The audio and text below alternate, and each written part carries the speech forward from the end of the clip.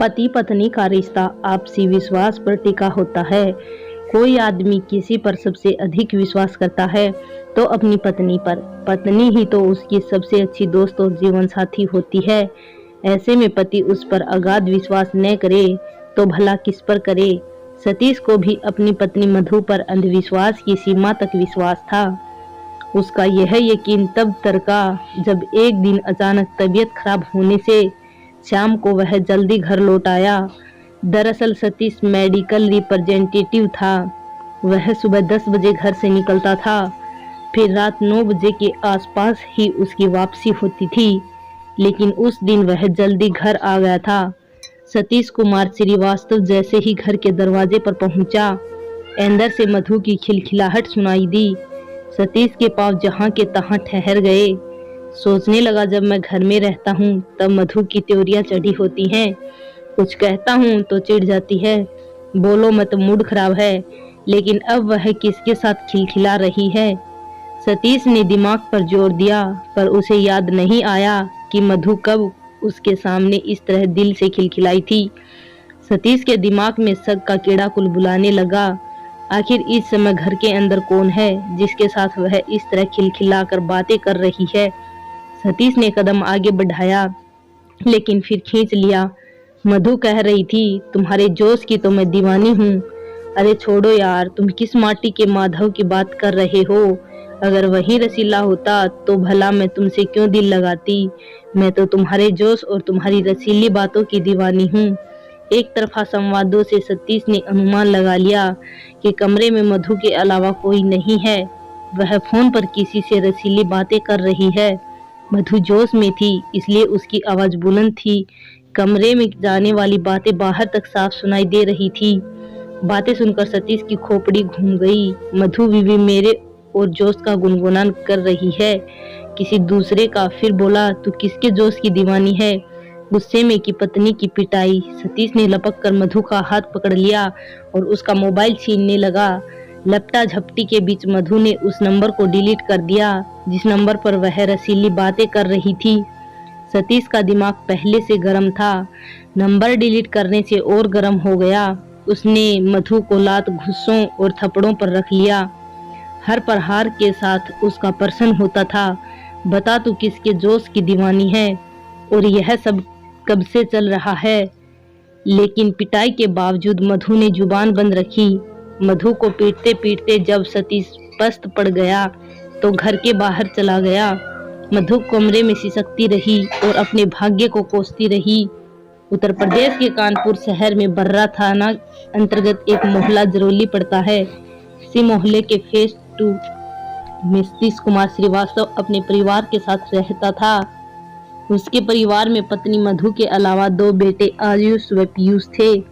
वह मूल रूप से औरैया जिले के दिव्यापुर कस्बे का रहने वाला था। सालों पहले वह रोजी रोटी की तलाश में कानपुर शहर आया था। वह पढ़ा लिखा था, हिंदी और अंग्रेजी भाषा पर उसकी पकड़ थी। उसे बिरहाना रोड स्थित एक आयुर्वेदिक दवा कंपनी में नौकरी मिल गई। बाद में वह मेडिकल रिप्रेजेंटेटिव बन गया और उस कंपनी की दवा आयुर्वेदिक डॉक्टरों के यहाँ सप्लाई करने लगा था। मधु सतीश की दूसरी पत्नी थी। उसकी पहली पत्नी सवेता की मौत हो गई थी। उसकी एक बेटी शिवांगी थी जो अपने ननिहाल में पल बढ़ रही थी। पहली पत्नी की मौत के बाद सतीश ने मधु से शादी कर ली थी। मधु पढ़ी लिखी व तेज तर्रार थी, सुंदर भी थी। अतः सतीश उसे बहुत चाहता था और उस पर भरोसा करता था। वह उसकी हर खुशी का ख्याल रखता था। समय बीतता रहा। समय के साथ साथ मधु के बच्चे आयुष व पीयूष बड़े हुए तो उसका खर्च बढ़ गया। इस खर्चे को पूरा करने के लिए उसने पति के साथ काम करने का निश्चय किया। मधु ने इस बाबत सतीश से बात की। पहले तो सतीश ने साफ मना कर दिया, लेकिन पत्नी के समझाने पर बाद में मान गया। सतीश अब विजिट के लिए घर से निकलता तो मधु को भी साथ ले जाता। उसने कानपुर तथा आसपास के कस्बों के दर्जनों वैद्यों व डॉक्टरों से मधु का परिचय कराया और दवा बेचने के सारे गुर बताए। उसके बाद मधु सतीश के दवा कारोबार में हाथ बटाने लगी। पत्नी के सहयोग से सतीश अच्छी कमाई करने लगा। मधु का बड़ा बेटा आयुष पढ़ने में कमजोर था। उसका मन पढ़ाई में नहीं लगा तो मधु ने उसे गोविंद नगर स्थित फार्मा मेडिकल स्टोर में काम पर लगा दिया। लेकिन छोटा बेटा पीयूष तेज दिमाग का था। मधु उसे पढ़ा लिखा कर डॉक्टर बनाना चाहती थी, तय वह उसकी पढ़ाई पर पूरा ध्यान देती थी। पढ़ाई के साथ वह कोचिंग भी जाता था। मधु ने कुछ समय तक ही पति के साथ काम किया। उसके बाद वह डॉक्टरों के यहाँ अलग विजिट पर जाने लगी। मधु का मानना था कि अलग अलग जाने से दवा का ऑर्डर ज़्यादा मिलता है। यद्यपि मधु का अलग जाना सतीश को पसंद न था, लेकिन मधु के आगे उसकी एक न चली। सतीश ने बड़े बेटे आयुष को गुमशुदगी दर्ज कराने थाना बर्रा भेजा। वहां पुलिस ने गुमशुदगी दर्ज कर मधु की तलाश शुरू कर दी। पुलिस को गुमराह करने के लिए सतीश ने मधु का मोबाइल चालू कर सड़क से गुजर रहे एक लोडर में फेंक दिया। रात में सतीश ने शव को बक्से से निकाला, लेकिन गर्मी की वजह से शव फूल चुका था और उससे दुर्गंध आने लगी थी। पीयूष ने बदबू की बात की तो भेद खुलने के भय से सतीश ने उसे गीता मौसी के घर भेज दिया। आधी रात के बाद सतीश ने एक बार फिर शव को ठिकाने लगाने की सोची। वह शव कमरे से घसीटकर गेट तक लाया, लेकिन उसकी हिम्मत दगा दे गई। शव उठाते समय बाल व खाल उसके हाथ में आ गए। शव सड़ने लगा था। सवेरा होने से पहले सतीश ने गेट पर ताला लगाया और फरार हो गया। 23 मार्च 2021 की सुबह सतीश के पड़ोसियों ने सतीश के घर में भीषण दुर्गंध महसूस की तो उन्होंने थाना बर्रा पुलिस को सूचना दे दी। सूचना पाते ही थाना प्रभारी हरमीत सिंह टीम के साथ सतीश के घर पहुंचे। ताला तोड़कर वह घर के अंदर घुसे तो गेट के पास ही उन्हें सड़ी गली महिला की लाश मिली। पड़ोसियों ने तुरंत लाश को पहचाना। उन्होंने बताया कि लाश सतीश की पत्नी मधु श्रीवास्तव की है।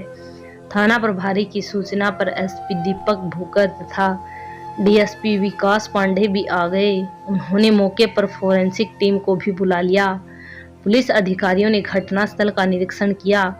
मृतका की उम्र 40 वर्ष के आसपास थी। संभवतः उसकी हत्या गला दबाकर की गई थी। फोरेंसिक टीम ने भी जांच कर साक्ष्य जुटाए। इसके बाद शव को पोस्टमार्टम हाउस भेज दिया गया।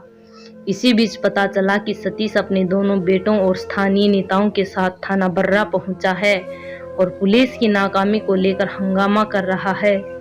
यह सूचना प्राप्त होते ही थाना प्रभारी हरमीत सिंह थाने पहुंचे और सतीश को गिरफ्तार कर लिया। पुलिस ने सख्ती से उससे पूछताछ की तो उसने पत्नी की हत्या का जुर्म कबूल कर लिया। उसने बताया कि मधु बदचलन थी। वह आशिक से मोबाइल पर बात कर रही थी। मना किया तो जूता फेंककर मुंह पर मारा। गुस्से में मैंने उसका गला घोंट दिया। उसके बेटे निर्दोष हैं, उन्हें हत्या की जानकारी नहीं थी।